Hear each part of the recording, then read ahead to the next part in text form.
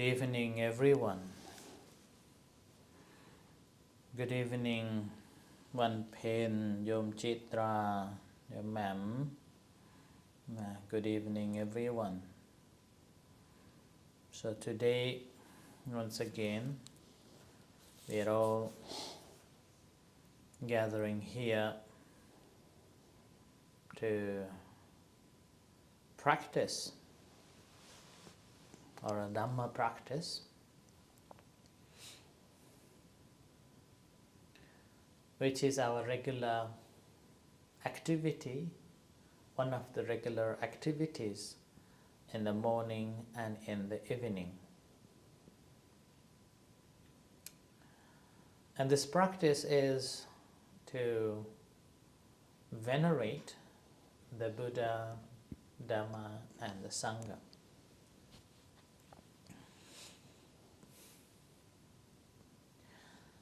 It is also a communal practice that we come together supporting one another to practice together, establishing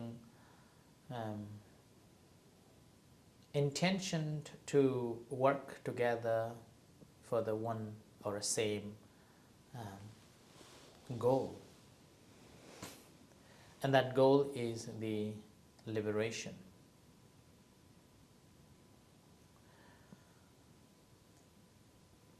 Helping one another is the key. If we practice alone, sometimes it seems like working, and oftentimes it's deluded and also misguided.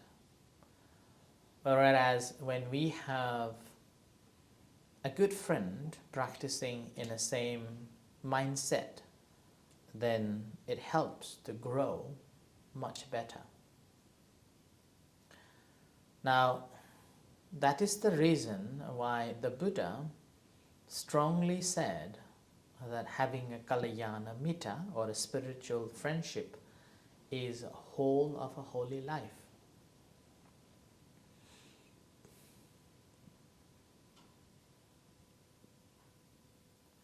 So once the Buddha asked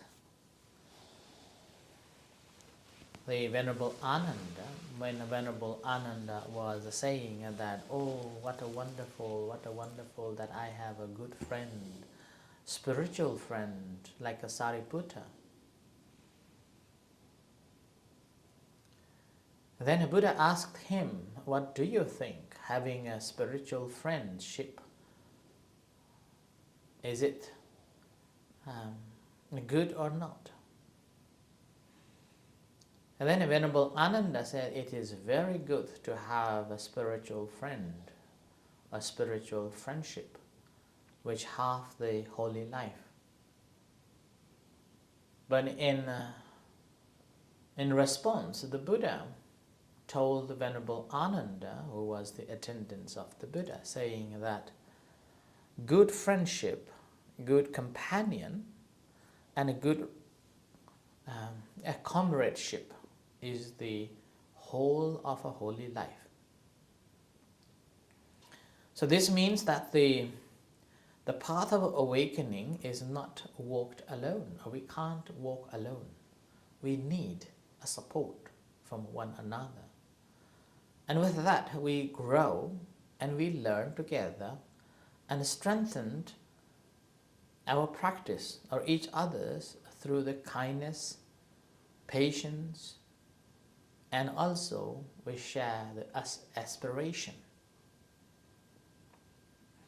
Now obviously in the Satipatthana Sutta, the Buddha said that ekayano ayang bhikkhave maggo. So this path one has to walk alone, and this is the path direct to the liberation. And yet, we can't walk alone. We have to have a spiritual friends, spiritual friendship, so that this path which we have to walk alone will be supported by these spiritual friendships. So that's why the practice of morning and evening chantings are actually the part of this growth, part of the practice, part of the learning, and a part of the supporting one another, strengthening our practice. As we practice in a community like this, our commitment to the Triple Gem will grow. Our commitment to the practice will nurture it. And our practice becomes more steady. And with that, our mindfulness will be established more firmly. We become aware of the time. Now, this is the time for the practice. Doesn't matter what we have been doing. Doesn't matter how busy we are.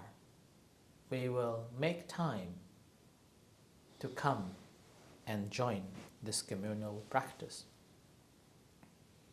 Now, with this mindful, aware, and firmly established, definitely a mind becomes more wholesome. Wholesome cultivation will grow. Now, obviously, when we come together to practice as in a community, one another we will be supporting and also encouraging one another to practice such practices. And it is also a silent reminder that we are not alone on this path. There will be challenges that we have to face, lethargy, laziness, or driven by or dragged away by the desires and the cravings. In those challenges time, we will get the encouragement and effort to work together, practice together. And in the meantime,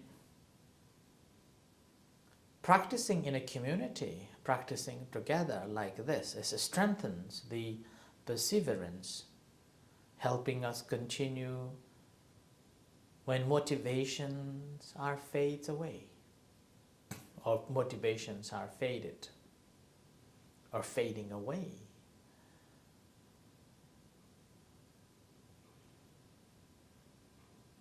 And which is very common that these motivations fades away as we do not see the immediate effects on it.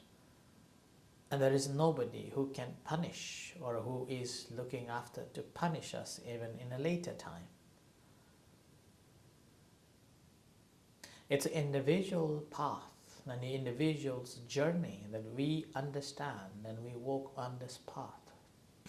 No one is there to judge. No one is there to punish.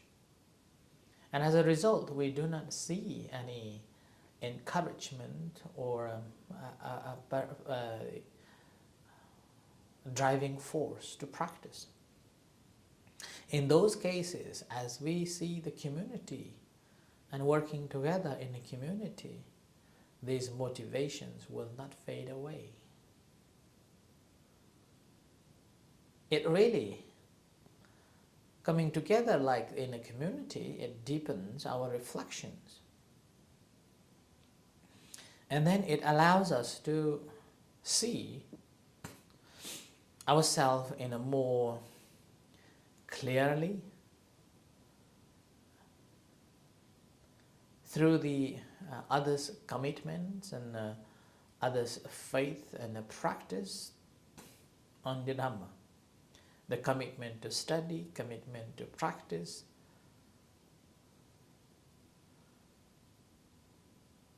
So we will be able to reflect that how much faith do we have and how much are we committing ourselves to the study and the practice. And in the meantime, we see that members of the community are kindly helping us to walk the path, in a way nourishing our path with a kindness. And then turning our study, our practice, our effort, our reflections from individual or personal effort to the collective effort, working in a collective ground of a cultivation of a goodwill, or cultivation of a good karma, good wholesome deeds.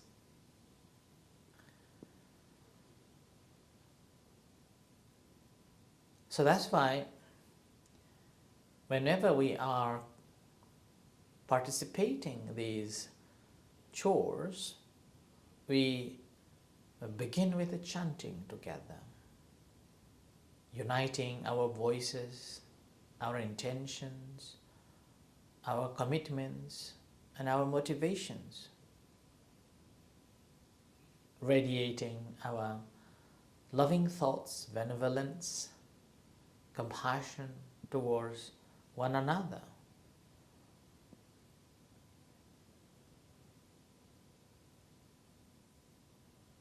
So that's why this practice of